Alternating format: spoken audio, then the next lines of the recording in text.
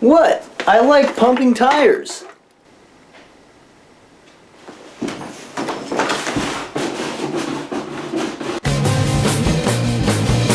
I just kind of pick films at random and it just kind of lets me review whatever I want at the time, and I'm not really constricted by anything. But don't you want to do newer movies? Don't those movies?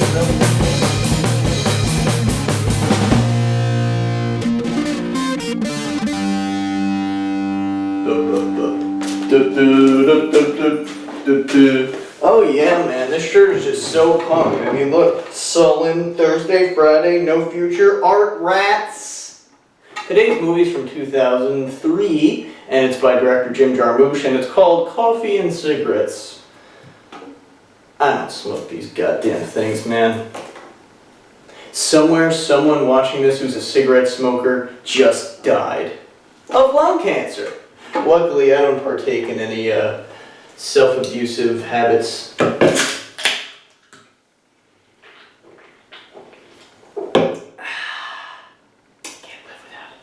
Anyway, Coffee and Cigarettes, it's kind of an anthology film. It follows many, many famous actors and musicians, some of which have been in previous Jim Jarmusch movies, such as Roberto Benigni. Now, Jim Jarmusch's movies are usually in black and white, character-driven, very talky, slow-moving, and don't even really seem to be about much of anything at all, and this is no more true than in his first feature, Stranger Than Paradise. This one's an anthology film, a lot of short scenes, and they all kind of revolve around the fact that all these characters have a tendency to want to smoke cigarettes and drink coffee daily. Now, although it's an episodic movie, there's more that draws these scenes together besides just the titular subject of coffee and cigarettes. For example, there always seems to be one character who's sort of badgering the other character in the scene in some way, or just bothering them. And besides that, there's little details that connect the scenes, such as the fact that there's a joke earlier on that, hey, Iggy Pop, you're not on the jukebox here, but we end up hearing at least one Stooges song, I know, in that White Stripes scene, for example. I first watched this movie many years ago, probably around the time that it came out, so I must have still been in middle school or around that sort of age, and this was back in the day when you could walk into Blockbuster and just browse around and see an interesting cover for a DVD, and oh, what's that? I think I'll just rent it for a few bucks. The White Stripes are in it. What the fuck? I gotta check this out. Because let me tell you something, man. Back when I used to collect CDs, I got every White Stripes CD. Years ago, I left the first self-titled White Stripes CD in the car, and then it went and got fixed somewhere at some garage. Came back a few days later, the CD was nowhere to be found, okay? I had to go and buy this from Hot Topic or some shit. And yeah, alright, I like having this on vinyl, okay? And I have their first single upstairs on vinyl too. But those are both reissues. And they're not the same as having a complete White Stripes CD collection. So all I'm saying is, if you're the guy out there who took my fucking CD, well, you come forward, buddy, because I'm not happy about it, alright? And I can remember upon first watching the movie, the White Stripes scene was probably the one I liked the most, although it's not my favorite now. I still like it. But even in that scene, there's nice little details that you would notice and you would pick up on if you were a fan. For example, there's a line that Meg says something to do about, you brought it over here in your little red wagon. Well, if you notice, there's a lot of White Stripes songs that have to do with the word little or the word red. As far as the pacing of the movie goes, it gets off really on the right foot with some real strong scenes, one with Stephen Wright. We then move on to one with these two twins and Steve Buscemi as the waiter. After that, I think, is the Iggy Pop Tom Waits scene. But then after that, there's a scene where it just totally derails the momentum of the movie, where it's a scene where this very attractive Motown-looking woman is just sitting there drinking coffee, smoking a cigarette.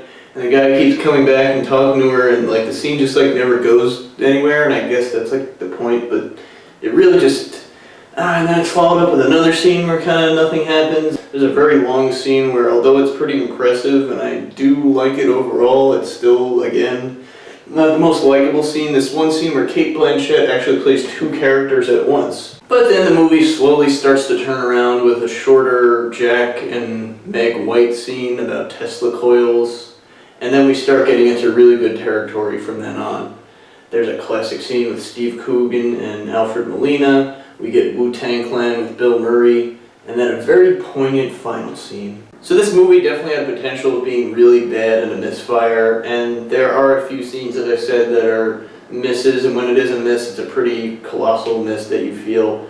But on the whole, a lot of successful scenes that are really charming and funny and cool and subtle and just kind of more the style that I wanted to see out of a movie like Stranger Than Paradise. And it's especially auspicious to see this, seeing as how it's such a risky endeavor of having essentially the same kind of setup for a scene over and over and over again, the same concept. I guess really my only other gripe with this movie is that it didn't necessarily have to always take place in what appears to be a coffee shop each time. You know, they could have just kind of taken the concept of drinking coffee and cigarettes and did something else with it. Man, even the soundtrack is fucking kicking. It's a bunch of old little garage tunes, some of them obscure, some not. I mean, you got like Crimson and Clover in there, you get some Stooges, as I mentioned. The movie opens with what I believe to be the original version of Louie Louie from the mid-50s, where even though they're very deliberately singing very clearly the actual lyrics of the song, it's still even more confusing as to what the hell they're talking about. And generally speaking, except for the last scene where it is used very nicely,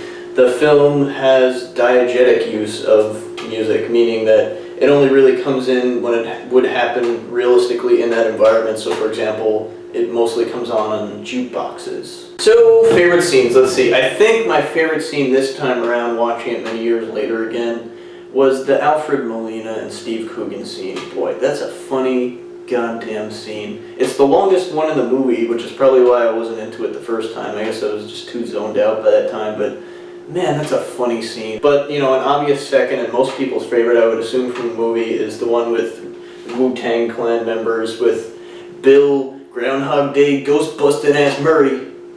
And there's other great ones, the one with the twins and Steve Buscemi. Many great scenes, which, on the one hand, you can re-watch the movie. It has some definite rewatchability. But then at the same time, you could just pick and choose what scenes you want to watch from the movie, which kind of makes it the perfect candidate for a movie that you would want to own. So needless to say, it's a big old recommendation from me. Just know what you're getting into, but give it a chance, man. There's a lot of funny scenes in there. You know what I'm saying?